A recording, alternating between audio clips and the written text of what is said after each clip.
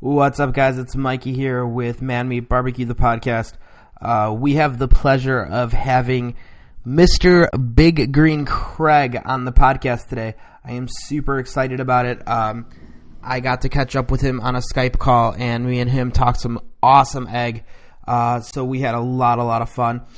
We also talked a little bit about Egg Fest and upcoming Egg Fests. Some things he's going to be at, some things I'm going to be at. We had a lot of fun. So I'm going to stop blabbing, and you can have a listen to me and Mr. BEC himself, Mr. Big Green Craig, and our chat. Here we go. What's up, guys? It's Mikey with MMB Barbecue here, and I have the pleasure of talking to Big Green Craig. If you guys don't know who he is, and you're on an egg forum, I'm not sure if you're just not reading it or if you're not looking at it, because he's always on there. So I won't talk too much, and we'll just start talking barbecue with Craig. Craig, hey, how did you come up with the name Big Green Craig? That's my first big question for you. Well, I was lucky enough that my mother named me Craig. It's a play on words, Craig, egg. There's some other imitators, but there's only one Big Green Craig.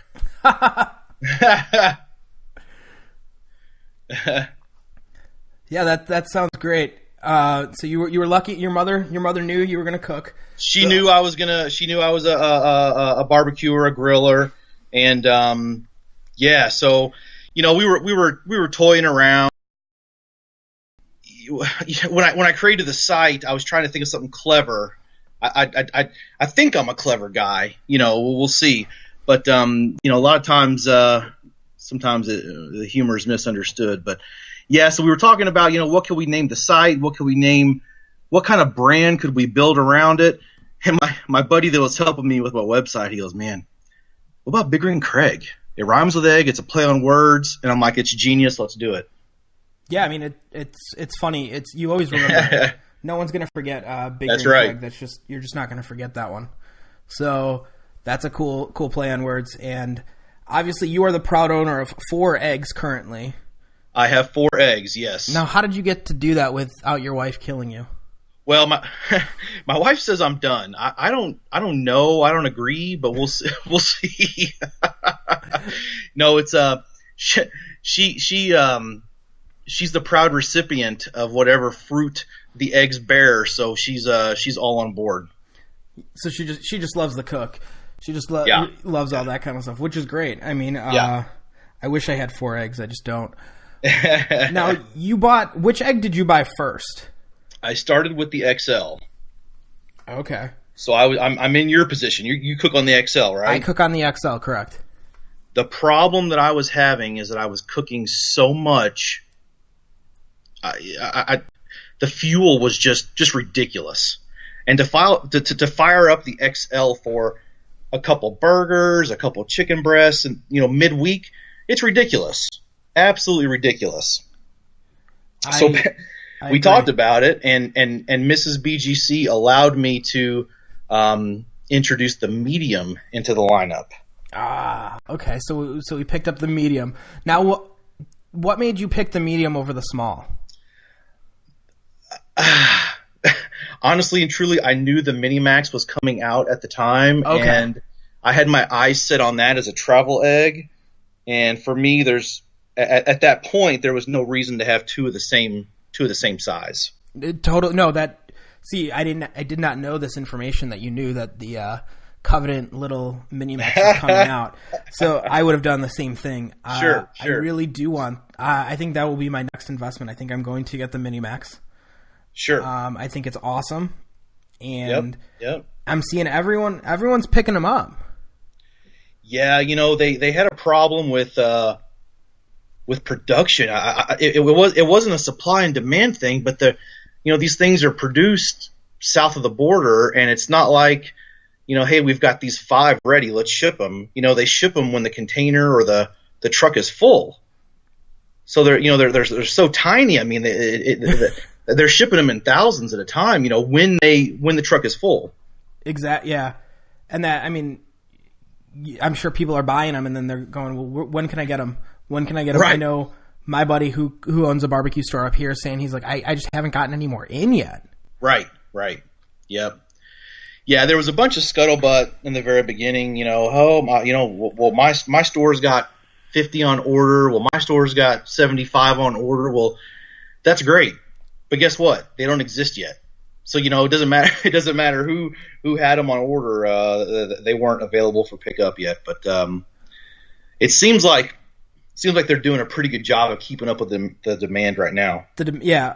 Now, when you got your Mini Max, what's your biggest difference? It being a travel, nice portable. I know I say nice portable, but the thing's like 80 pounds. It's still heavy, yeah.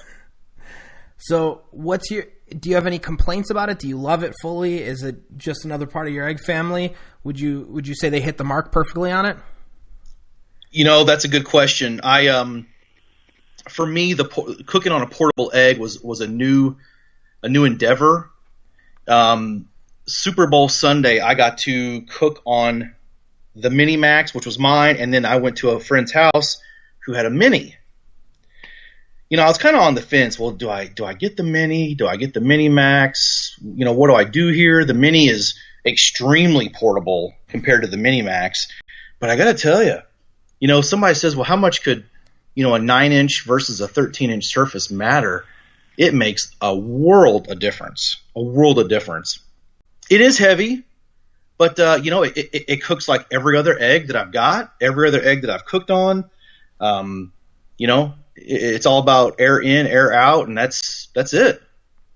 Yeah, I agree with you. Obviously, I think that it cooks like a regular egg. I have not had the pleasure of cooking on one yet. I would like to. I'd like to be a proud owner of a Mini Max. I just haven't. Even my buddy Dan is like, well, we don't have any for you to buy.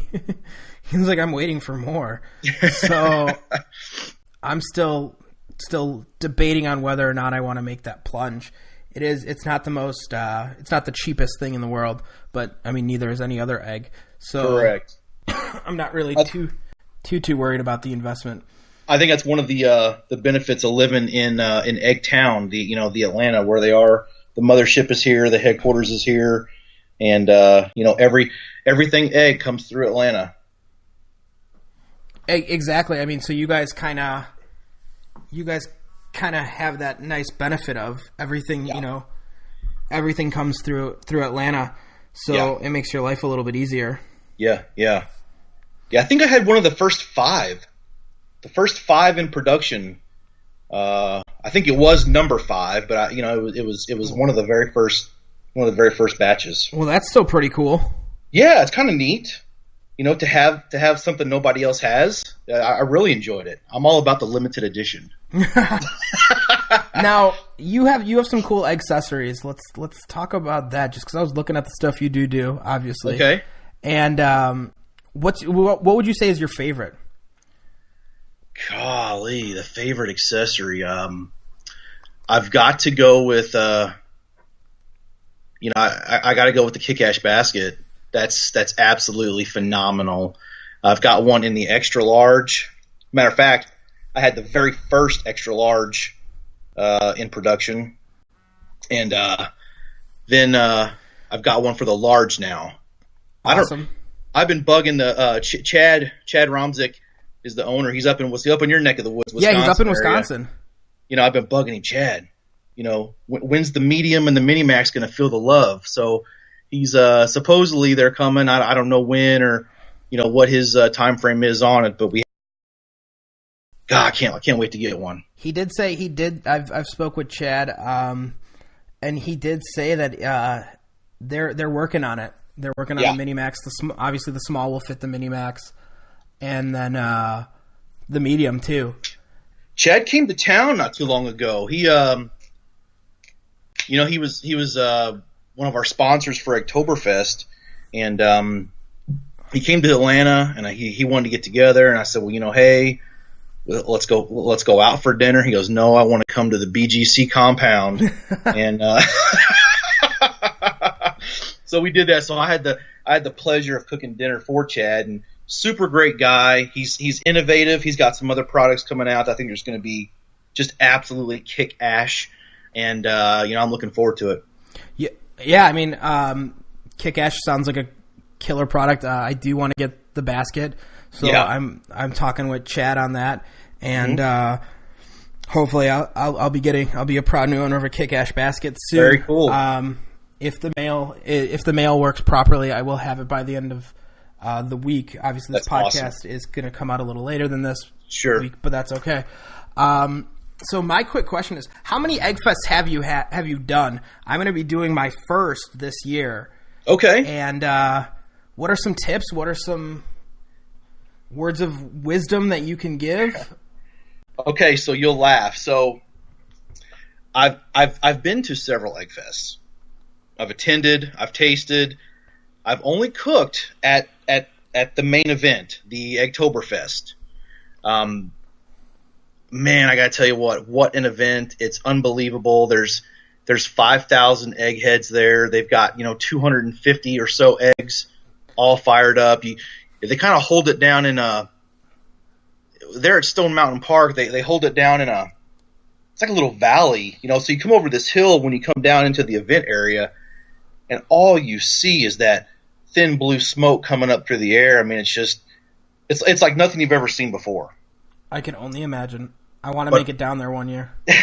But planning Eggtoberfest, man, that was a big undertaking. So most of my team that we had, we registered 6 eggs. Each egg gets a cook and a co-cook, and so we ended up with 11 people total on our team, and most of the team were from out of town. We had one guy. Tim Shelburne came from Missouri. Yeah, I follow Tim. Tim's yeah. He does some interesting cooking. He does some great cooking. Man, the plating is second to none. He's an excellent plater. He is, absolutely. And I do want to. I'm going to try reaching out to him and see if I can't get him on the podcast and talk about plating. Because the stuff that he's like, I just shoot with my iPhone 6, and I'm like, yeah, me too. And it doesn't look like that, dude.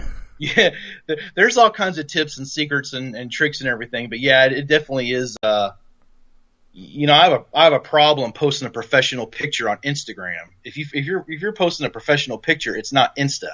Yeah, it's supposed to be from your phone, posted right then and there, and So anyways, but Tim came from Springfield, drove all the way in. Jason, who is Blizzard Barbecue on Instagram. Okay. Him and his wife drove all the way down from Boston. Ooh, okay. Took him about 20 hours to come in. And then Matt Pittman from Meat Church Barbecue, he flew in from Dallas. So we had a big, we had a crew coming in from everywhere. But, the problem that I ran into is I'm the only local one. And so I got not stuck, I don't want to say stuck, but I had the joy of planning the entire event. And then, everybody flies in, they cook, they roll out, and then You're stuck with everything. I'm in cleanup hell. Yeah. Yeah, exactly. It's kind of like leaving the one person left at the restaurant, and you're like, oh, cool, thanks. Yay! The bill's coming in 10 minutes. We're all going to the bathroom. Right. But I tell you what, that having been to Eggtoberfest several times before, I took what I didn't like about Eggtoberfest and I applied it to our cook in the planning stages. And what I mean by that is, these teams show up for Eggtoberfest and they cook for, they may make 5 or 6 pork loins and they've smoked them for, 3 or 4 hours. They're done, they're ready, and then the line starts and they're gone in 5 minutes. You know what I mean? So, and my only problem with that is I was the recipient of the very last, or the very first, sorry, we're out, a couple years ago. And what I wanted to do with our cook is I wanted to have something to serve all day long. And we did that. We had a line about 50 or 60 people deep all day long. We showed up with we did a reverse seared beef tri-tip sushi roll, and we showed up with about 170 pounds worth of beef tri-tip. So we had, needless to say, we had plenty of food, and we served people all day long. Now, how long did you reverse sear it for? Oh, I'm a big fan of medium rare. Okay. So for me, I'm pulling them in phase 1 at an internal of it's a thick cut, so probably I don't know 112, 115 at the most, and then I'm going to sear them at 600 for probably no more than a minute and a half, minute 45 on each side. Okay. And then we're going to let them rest. And what are you smoking at? Are you doing 225, 250, or are you? Yeah, we're doing 250. Okay. And beef's it's not tender like or delicate like a seafood or a chicken or something like that. So you want a nice wood, a hickory, an oak, for smoke with that. So what got you into getting on the forums and giving people advice? Well, I think the thing is I've met so many eggheads. Well, let me back it up. I think we can both agree that I'm pretty diverse when it comes to cooking on an egg. Absolutely. You Okay. You're not the guy that what are you cooking? Doing ribs. Right. What are you cooking? I'm doing ribs. Nothing wrong with ribs. I do ribs, but yeah. The thing is, I've met so many people who could rename their egg. Hey, that's my rib cooker, or hey, that's my pork butt cooker. And they just haven't. Either they're scared or they just don't know how to use the egg's fullest potential. So my goal is to get out there. First off, inspire people to do something different and crazy. And, I like it when people say, "You egged that?"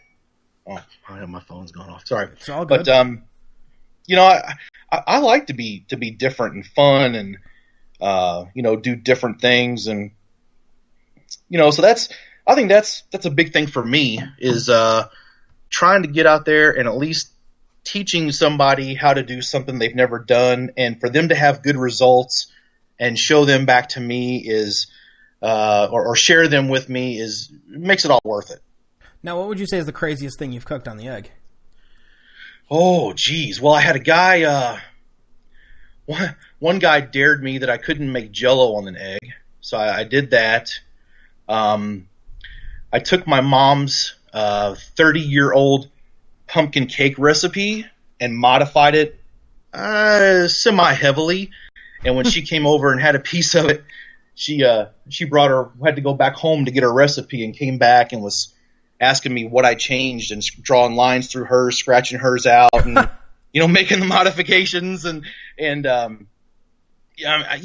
you've seen it. I'll do pizzas, I'll do breads, I'll do cakes, I'll do something delicate like that, and then I'll turn around the next weekend and I've got a brisket going. So there's nothing that really intimidates me. Well, I mean, it is the ultimate cooker, and that's what absolutely. When people ask me, they're like, "Well, can you explain the egg?" And I'm like, "Not really." They're like, "It's a grill, right?" I'm like, "Not really." And they're like, "It's a smoker, right?" And I'm like, "No." Sorta. I'm like, it's an ultimate cooker. It cooks. Yeah, like that's the best way I can explain it. And they'll be like, "Oh, well, can you do this on it?" Yes. Can you do this? Yes. Can you do this? Yeah. Yeah, all on one. What is it? They're like, "Is it an oven?" I'm like, "It can be." Yeah, absolutely. It just depends on what I'm making on that day. I've done cornbread in it. I've done ribs. I've done meatballs. I did meatballs the other night, and that was a great idea. Yeah. Never had smoked meatballs before I did them, and definitely missing that smoke. The smoke was great. Now, did you make your own meatballs, or did you cheat and buy pre-made ones? I made my own, and I made chicken meatballs. Nice. I posted that today. So I saw those. Yeah, I did see those. I made chicken meatballs, so they were a little healthier than just regular beef meatballs. Nice. And they turned out really good.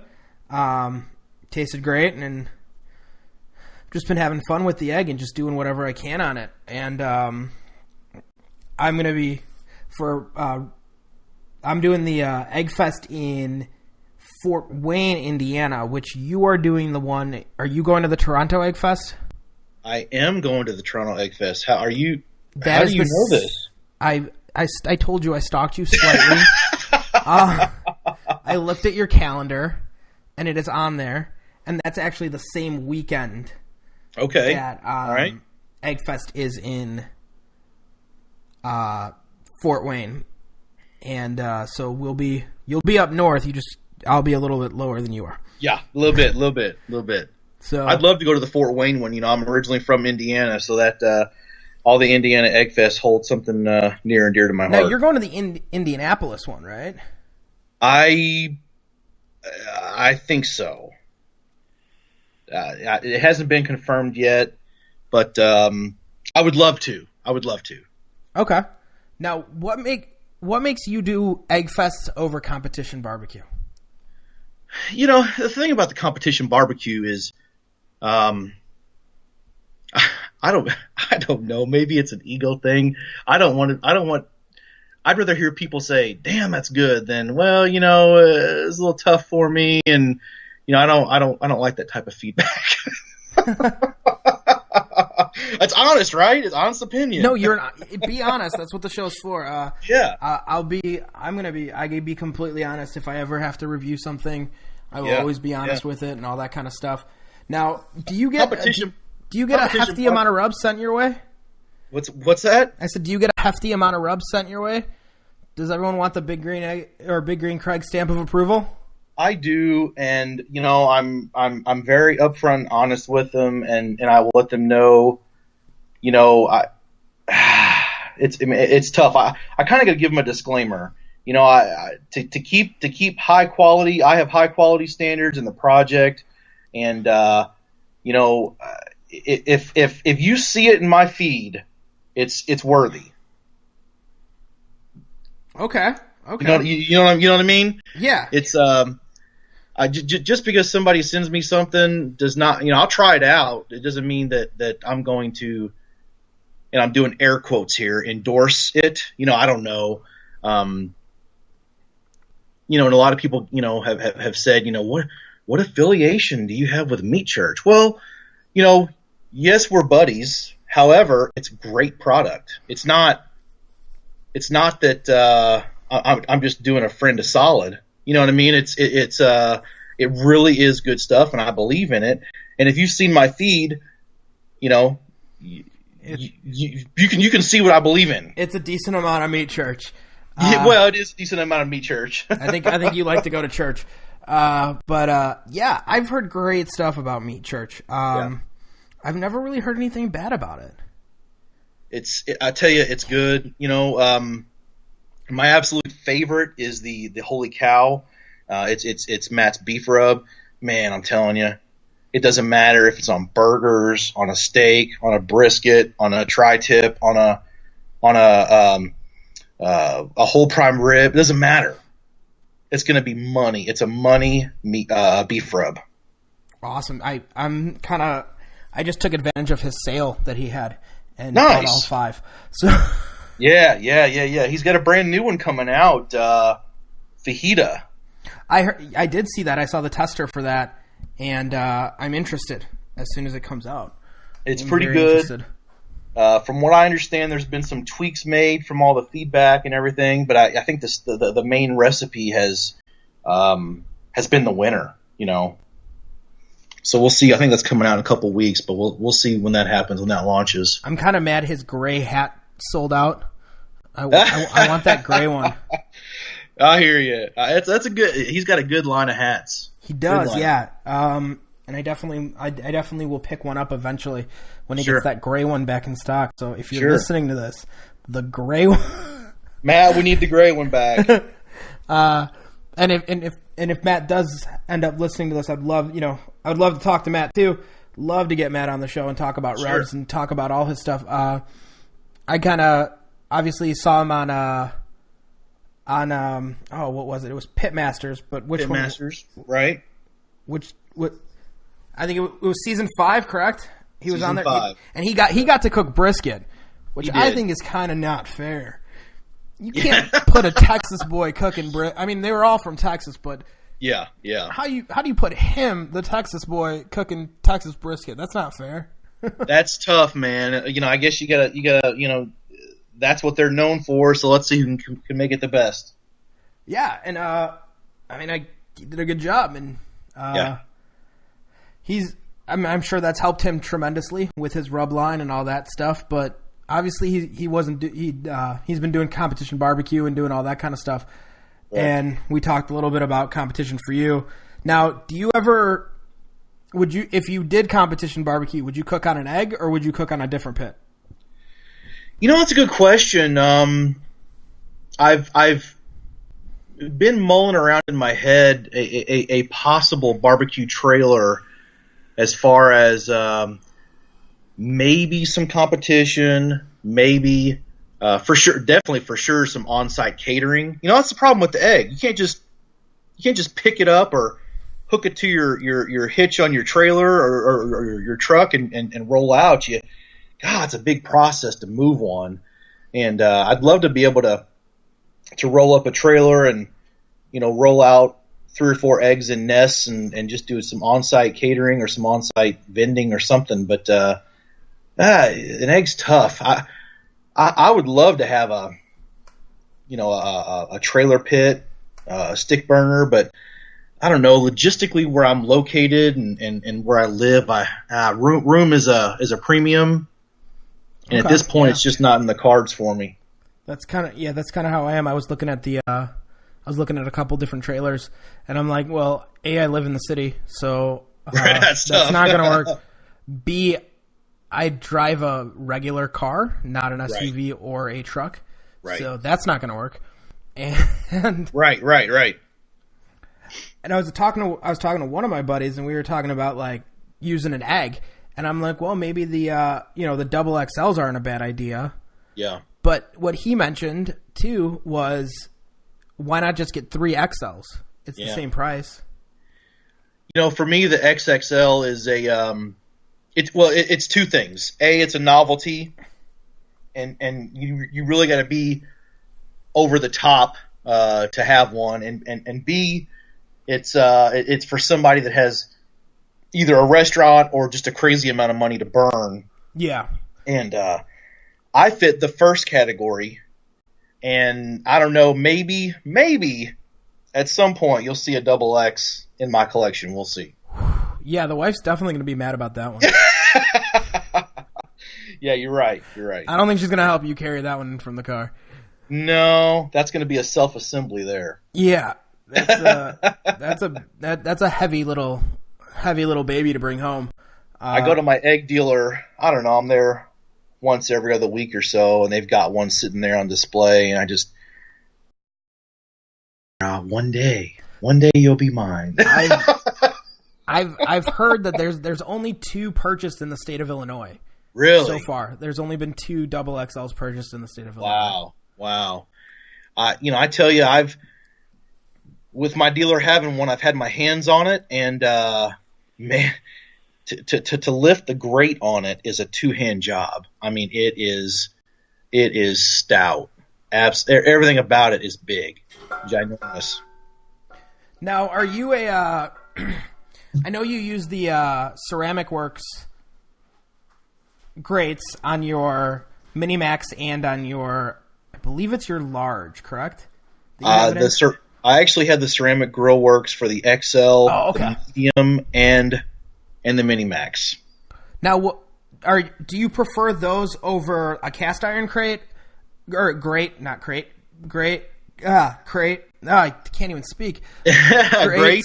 Or just your regular kind of big green egg crate. Grates.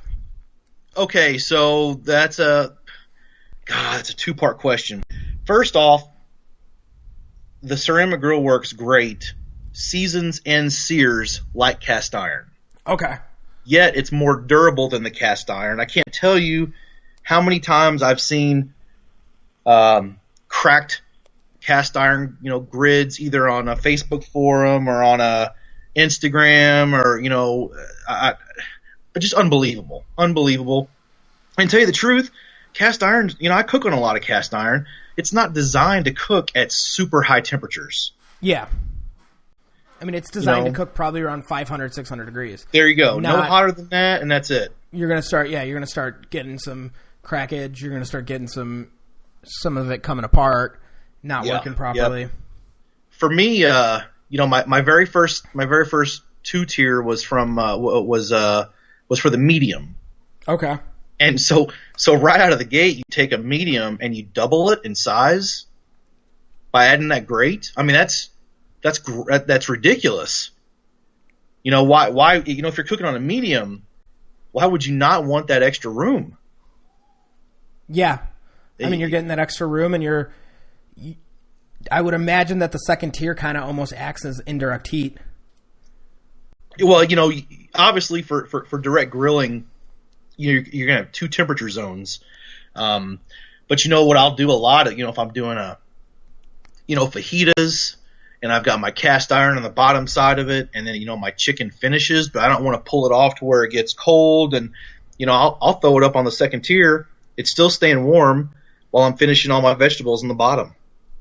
Yeah, and it's not drying it out, working Correct. perfectly. That sounds right. Yeah, that sounds really good. Now, which egg would you say you cook on the most? Which one's your favorite? Ooh, lately I've been trying to do a rotation so that everybody gets some love. But I kind of have my which egg does which favorites. So if I'm doing a long, low, and slow, that automatically defaults to the XL. Because, I know I've got plenty of fuel there.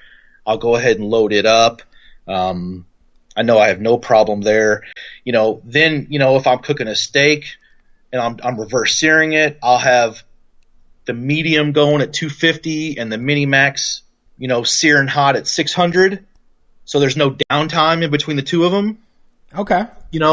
There's, you're not removing your hot plate setter. You're not opening the vents. You're waiting for the egg to come up. So it's a nice compliment to have a secondary egg. You can get it, 2 different temperatures, but it just kind of depends. Lately, I just added that large, and I gotta tell you, I should have bought a large a long time ago. I really dig it.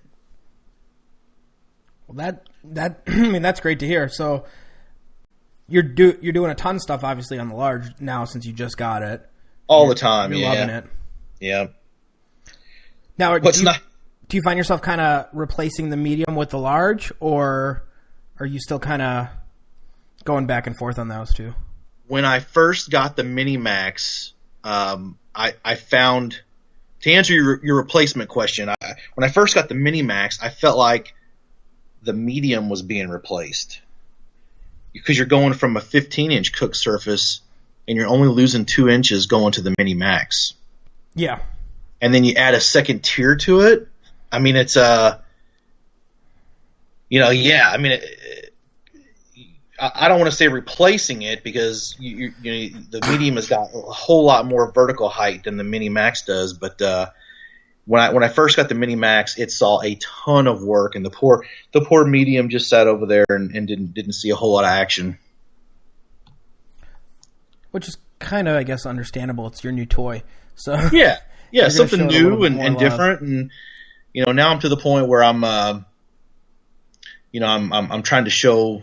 All of them are broken in. I don't have a single one that's white inside anymore. So, they're broken in. They're well seasoned. So now we can just focus on some good cooks. Done. Yeah, for sure.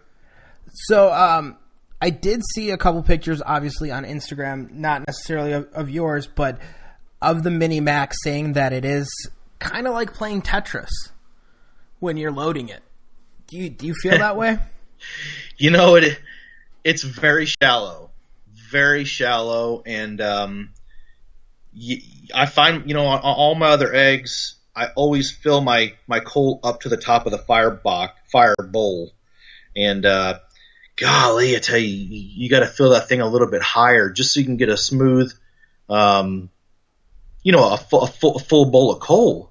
It's it is very shallow, very shallow. Okay. Now, how long can you cook on it? That's the one thing I haven't really looked into, and I was just obviously since you have one, instead of going to look it up, I'm just gonna ask the man himself here. How, like, if I was wanting to smoke, like, say I wanted to smoke something small, like a couple, a small chicken or whatever. Sure. How long can I smoke that for? I did a full slab of St. Louis style ribs on my Mini Max, and I smoked at 250. And they're done in 5 to 6 hours, give or take. And so we smoked the entire time. And when I pulled them off, I looked at the fuel consumption, and I still had, I don't know, a third of my coal still left. Okay. I was very impressed. Very impressed with the time. So you could get like a 7 or 8 hour smoke. Get a 7-hour smoke out of it, huh? At least. I mean, I finally shut it down. It's probably capable of, I would say, somewhere between 8 and 10 hours. So if you were doing a small pork butt, you could. It's doable. Yeah. I mean, that's crazy. Yeah, it's doable. That it's that small and it's able to, even though it's such a small firebox, it's still able to do everything that it's capable of doing. Right. Now, the flip side is it fills up with ash really fast. So you're pulling ash out, huh? Well, you're pulling ash out. Like for me on the XL, I maybe clean the ash out, I don't know, once every 5 to 6 cooks. Unless I'm doing a super low and slow, maybe a 220, 225 degree cook, where airflow is not 100% vital, I'll leave it in there. There's, some guys get the shop vacs out and everything, and man, I don't. It doesn't have to be spick and span for me. I just run it. I will clean it out before a low and slow, but man, that Mini Max after 2 cooks, it's time to clean that thing out. It's just the air vent is just so shallow in the fire bowl. There's no room. I mean, there's no room for ash. Right. It's compacted. Right. We're putting the best into the smallest little thing we possibly can, and I'm guessing the Mini is probably pretty similar to that too. Man, the Mini is just tiny. They should rename it Tiny. Seriously, they should. I agree with you. Yeah, they should. But it's good.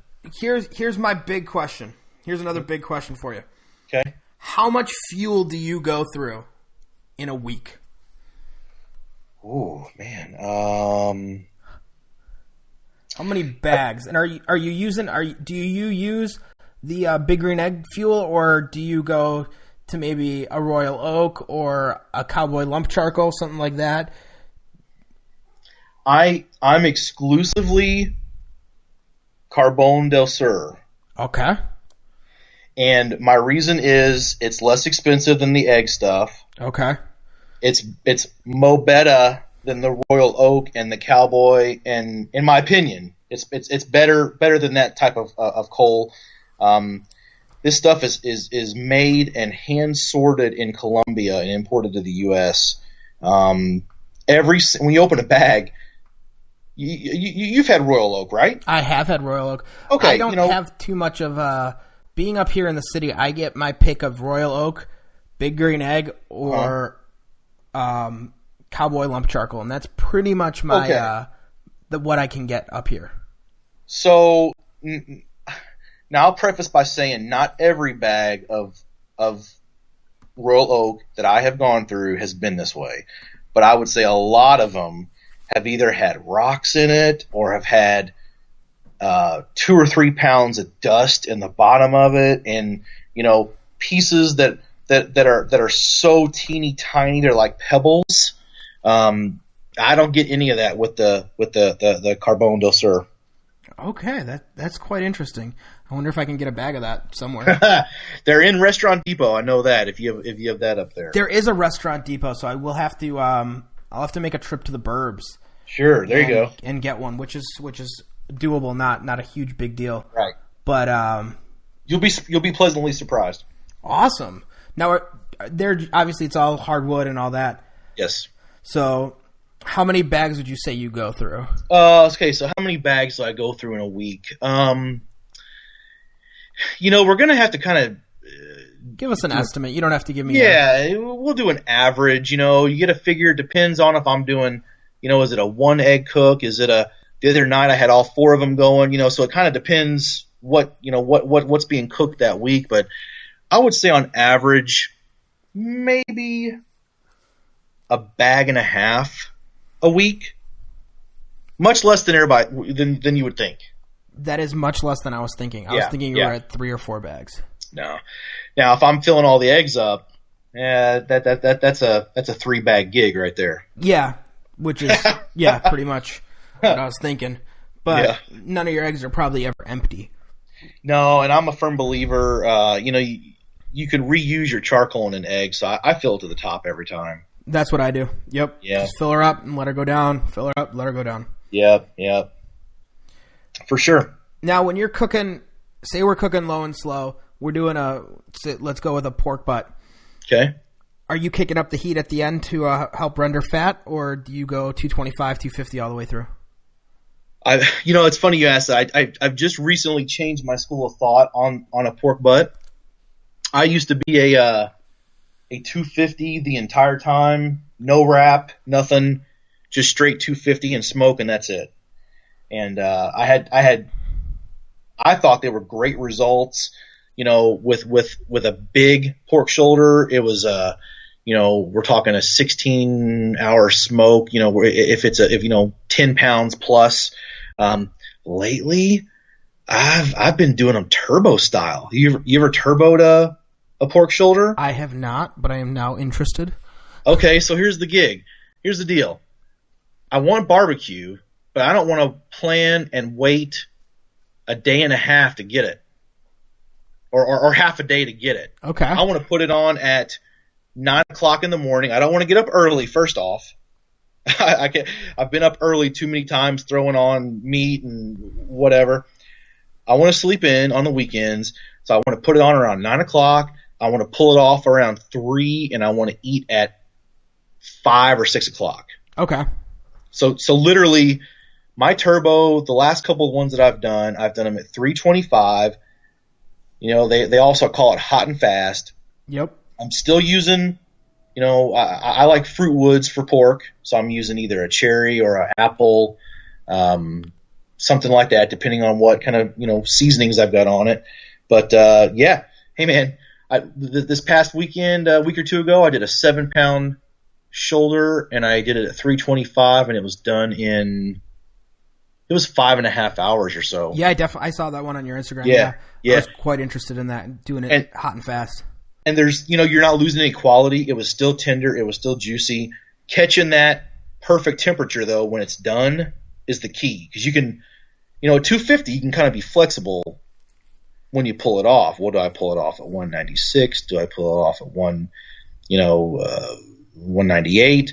Whatever your school of thought is. But you got to, cooking hot and fast, once you get to a certain temperature, it starts climbing rapidly. There is no stall. Yeah. That's the no problem. Stall.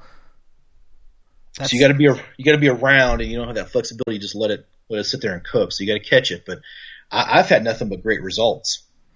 Now, do you use any pit temperature control device?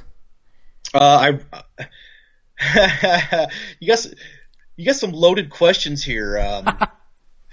So I'll give you my school of thought. So we don't judge. Okay. Just honest opinions. I always thought my first perspective was these pit temperatures are for people who don't know how to use their eggs. That was my initial thought. I never had one. I would say in the last 6 months I added a blower. Okay. And if you're doing an overnight cook, it's I call it more of an insurance than anything. If I'm home during the day and I'm smoking something, I don't use it. But if I'm sleeping overnight and I'm super low temperature, 220, 225, first off, the XL is hard to maintain that temperature. So it that is a little bit. It's I call it insurance. The XL is definitely hard to keep at 220 or 225. It's just it's so mine big. Mine likes to ride right at 250. Mine is right about there. It rides at 250. Sometimes it'll bump itself up to 260. It just depends on how much wind's blowing and how much oxygen is really forcing itself into that pit. So that's really where mine likes to ride. You did say a little bit about fruit. That. What was that? No, that's right where mine likes to settle in. Yeah, and I think that's just the size of that firebox underneath it, getting so much oxygen. Now, you said some stuff about fruit wood. Obviously, you like fruit wood. Do you mix with your fruit wood? If you're going straight cherry, do you go straight cherry wood, or are you putting a little bit of hickory or oak in there, or is it just like you don't mix them?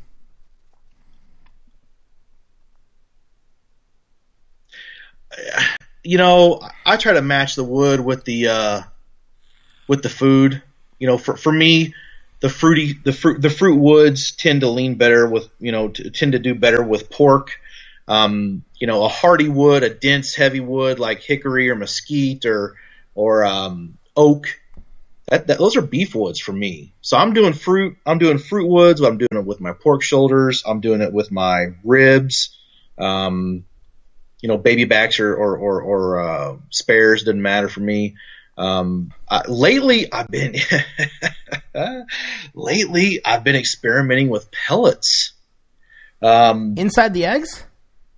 Inside the eggs. And I've done a couple different ways. I've done it, like typical wood chips where you have your coal going and you just sprinkle in a bunch of handfuls over top of it. I've done that with pellets. What works best for me so far, as smoke for the pellets are so tiny. They burn up like that, as fast as chips. Yeah. I'll make a foil pouch, a little foil pouch. I'll put maybe, half a cup, 3/4 of a cup of pellet chips in there, pellets, and wrap it all up there and hit, maybe a couple little, knife slits in the top and sit it right over top of the coals, and that'll smolder for a good long time. That's interesting. That's an interesting way to do it. It's different, and I picked that up from a local guy here he's an egghead. He's also a former pit master from a restaurant, but that's his trick. That's what he told me. So I've been experimenting with that. That sounds interesting. That's an awesome tip. So anyone out there that wants to experiment with it, go for it. That sounds like it would work. I know a lot of people that do gas grills will kind of do something similar with chips. Similar, right? And I guess that could work. Sure. I guess it does work. You're doing it. It works out great, and I've always been I know this is another debate, but I've always been a soaker of chips. I like to soak my chips. If I'm going to use chips, I like to soak them overnight. But yeah, see, I use the chunks, and I don't soak. I don't soak the chunks. I just go. Did we lose you there, Big Green Craig? Soak them in, orange juice, whatever kind of flavor you wanted. Kind of just infuse that flavor a little bit more. Sure. Huh? Yeah. Awesome. So we won't keep you too much longer. Thank you so much for your time, obviously. You bet. We'd love to have you back again and talk to you soon. And hopefully, if you do make it up to the Indy Fest, let us know. Sure. Indy's only a 3-hour drive from us, so we can always swing on by, taste some of your food. Sounds good. For all the local Atlanta people, if anybody's interested in learning how to up your egg game, I've teamed up with Roswell Hardware. They're the largest egg dealer in the world, and we're offering a full line of egging classes taught by myself. We're going to step it up. It's not going to be your average plain Jane class. We're really going to do some exciting things. That sounds awesome. Yeah, you guys heard it. If you're in the Atlanta area, where can they find that information? If they go to my site, biggreencraig.com, and look under the calendar, there should be a full line of calendar of events there, and they can pick and choose which class. I've kind of themed all the classes. I don't want to teach the same class over and over and over again. I want to do something fun myself. But there's a lot of people who don't want to. They don't want anything to do with pizzas, but they want to learn how to do a steak or vice versa. So. I've kind of themed them all so they can pick and choose. That sounds great. Yeah, I know a lot of people that are like, well, I don't want to learn how to do that. Like, I don't have any intention of ever cooking that, so why do I need to learn it? Right. And why do I need to pay money to do it? Sure. So what I'm going to ask is, can you give us 3 egg tips for new people that are coming to the egg? Okay. Don't overthink it. That's tip number 1. So many people get caught up in, well, how long do I do this? And especially if they're new to egg, coming from a gasser, the question is, well, how long? Well, when I got my egg, I stopped cooking by time. It's all about temperature. So don't overthink it. Keep it simple. Learn tip number 2, learn a few setups, and you can apply it to anything out there. Any recipe can be adapted to fit the egg. Like you said, it's an oven, it's a grill, it's a smoker, it's a broiler, however you want to do it. You learn how to set your egg up properly, and there's nothing that you cannot cook on an egg. And thirdly, have fun. Egging's fun. If you have good results and you enjoy doing it, it's a fun thing. That's rule number 1. Have fun.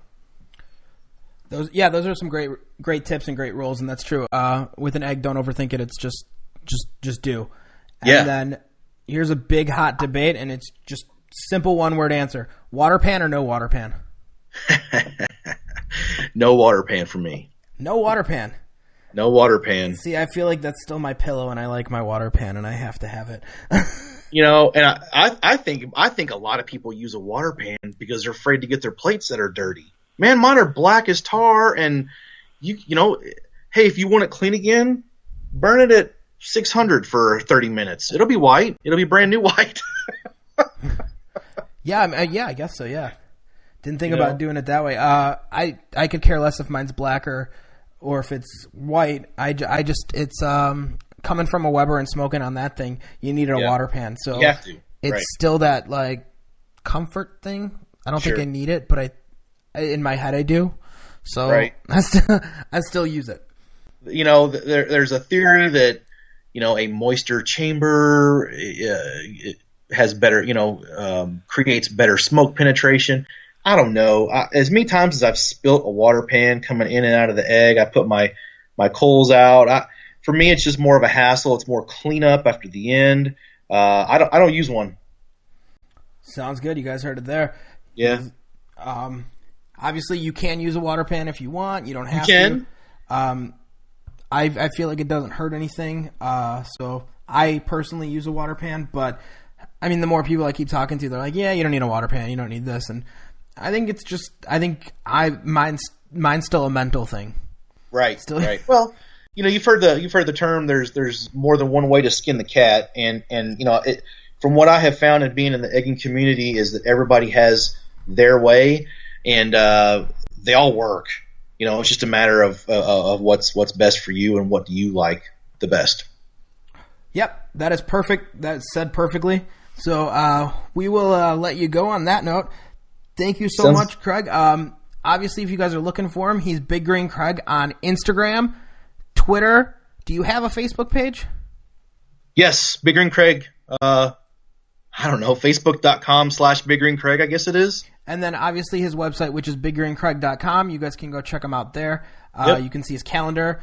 Go take one of his classes if you're in that area, or if you want to fly to that area. They do have an airport, I promise. I've been there. It's huge. And if you get lost in it, it's like hell. It's big. It's big. It is the worst airport I've ever been to in my life, and I've been to a lot of airports. But it was great having you on the show. Like I said, we'd love to have you back. We'd love to keep talking with you and continue like a friendship and and continue the egg community. Sounds good. I'll be at Wassy's Sunshine State Egg Fest in April. Awesome. I'm going to be teaching a class there. I'm going to be, like you said, at the Toronto Egg Fest for sure. That's in June sometime. And then June 13th, guys. June 13th. The main event then is Oktoberfest. It's always the second week in October. Stone Mountain, Atlanta. Awesome. I can't make it this year, but I'm going to try making it next year. Sounds good. And because I know that's a crazy one. That's huge. It's and big. I think it'd be a lot of fun to go. It's a lot of fun. I'm looking forward to it. I'm already planning my cook. Do you know what you're planning? Can you give that away, or is that no, still I wrapped up? I can't tell you that. Is that the only one you're cooking at? I'll be demoing at some other ones, but as far as actually participating cooking with a team and participating, that right this second, that's the one. Awesome. Yep. Well, we'll check back with you after that one too, obviously, and we'll find out what you cooked. Let all of our lovely listeners listen in. And sure. So yeah, thank you so much for coming on the show, and we've had a great time talking egg and just talking barbecue in general. Remember, guys, anything you see on any of our stuff, even if we're cooking on a big green egg, you can apply this to other pits. It Absolutely. doesn't have to be just on an egg. You're just going to work harder. A little bit, yeah. Well, awesome. Thank you so much, and we will talk to you soon, bud. You have Sounds a great good. night. Thanks for having me, and I enjoyed it. Awesome. Thank you. So that was our interview with Mr. Big Green Craig. We got to talk to him about all of his little Komodo-style cookers, all of his big green eggs, which I would imagine is pretty much like his family. I'm sure they're like his children. And he did mention he doesn't want to give one too much love over the other, which was great. I hope you guys enjoyed the conversation. If you can, go over to iTunes for me and give us a nice 5 stars. Tell us what you think about the show. That'd be awesome. That would help us out tremendously. Also, if you'd like to be on the show, email us at manmeatsbarbecue.com. That's manmeatsbbq@gmail.com. We always check our email. We're always there. We're always going to answer questions. Anything you guys have for us, we are there. Also, we are on the Instagram, the IG for most of us. We are Man Meat Barbecue. We are also on Twitter at Man Meat Barbecue. We're on Facebook, which is facebook.com/MMB Chicago. So if you guys want to add us on any of our social medias, it'd be gratefully appreciated. But until next time, guys, I'm Mikey, your pitmaster here at Man Meat Barbecue. We'll see you guys out cooking. Make sure you keep your cookers nice, low, and slow.